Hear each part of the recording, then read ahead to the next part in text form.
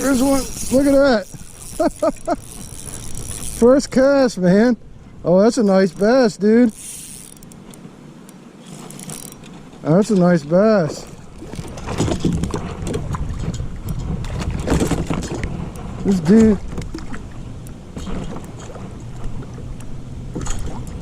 dude just gave me these worms. I asked him if there was anything in here. He said, here, use these. And I catch this on the first cast. How insane is that? How insane is that? Whoa.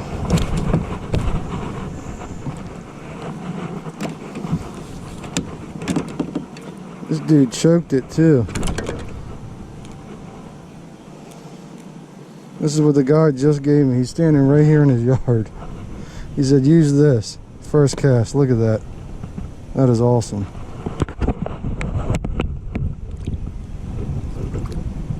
This lake ain't no more than 3 to 4 foot deep throughout the whole lake, so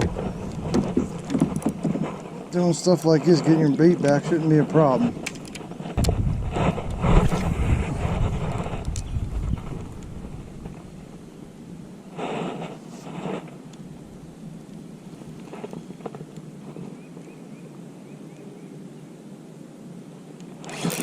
There's one.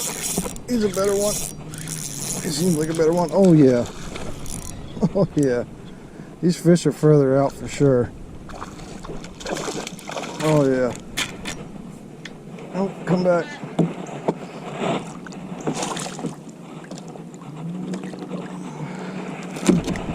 Oh my, come back.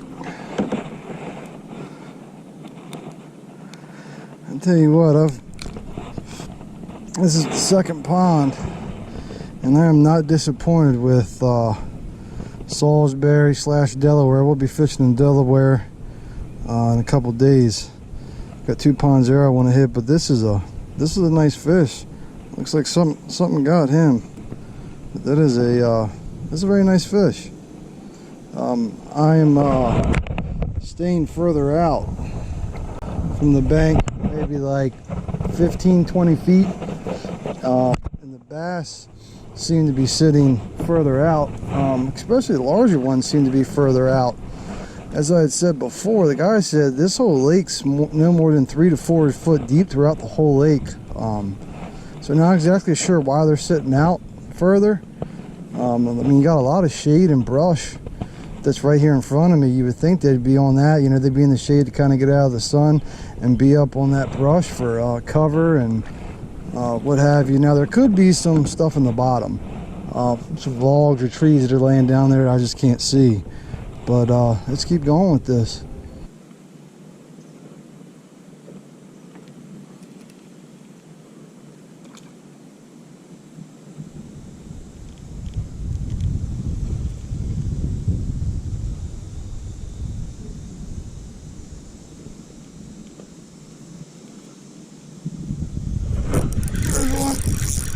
Yep, off that tree. He's a good one. Yeah, he's a good one. Oh, yeah. Yep, finally, man. It's been a little while since I've got one.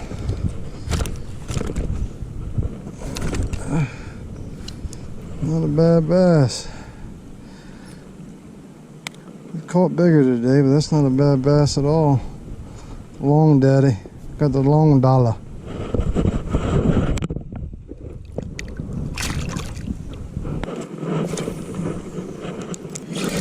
Another one, got another one off that tree. There's another one, little guy. Little guy. Come back.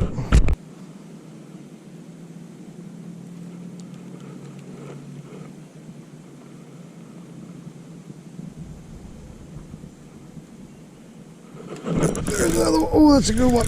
That's a good one.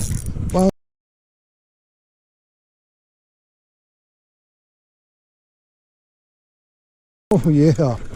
Oh wow. Wow. That is a good, man, he's pulling me. Wow, that is a big one.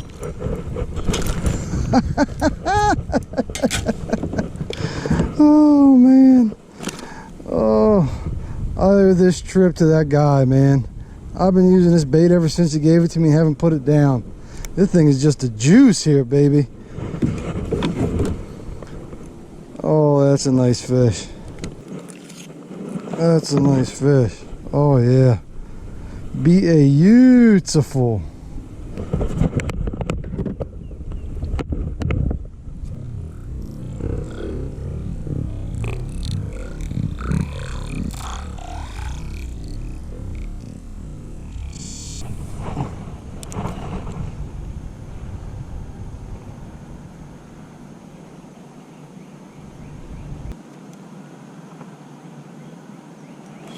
There's another one. There's another one. He seems smaller, maybe. There's a little smaller. A quarter the size of the last one, maybe half. I don't know. There's another one. Little fella.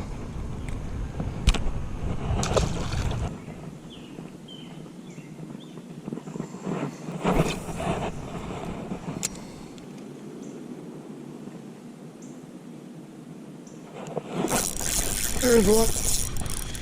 There's one.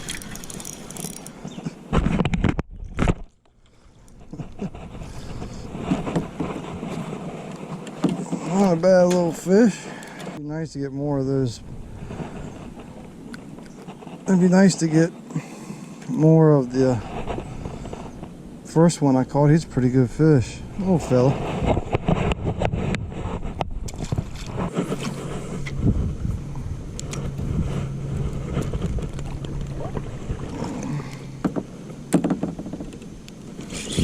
There's one. There's one. He's a good one. Not as big as those other two. Seems like we're bouncing back and forth here, but it's another fish, right? He choked that thing. Little guy. Oh, there's one. There's a good one. Oh no! At least we got it on camera.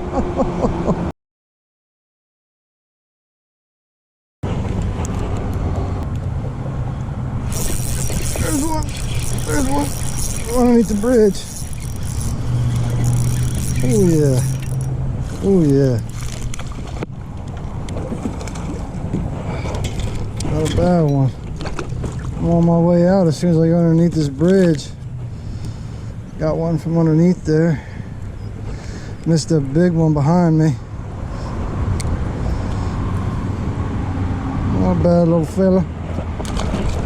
Hope you all enjoyed the video. I had a freaking blast at that lake. And if you're new to the channel and you haven't subscribed and you're still here, please drop me a sub and comment on my future videos. I do appreciate it, and I do appreciate all the people that comment and watch my videos now. It keeps me going. That's awesome. I like sharing my experience. In this video, I will be showing you the bait that I used and also how I rigged it. So that will be towards the end of the video. So this lake was honestly like 2 or 3 minutes from my house. It held obviously some really good largemouth.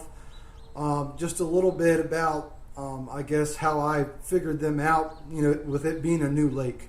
The one guy hooked me up with that bait, the Zoom Fish Doctor, said he catches them, so I started throwing that, never put it down.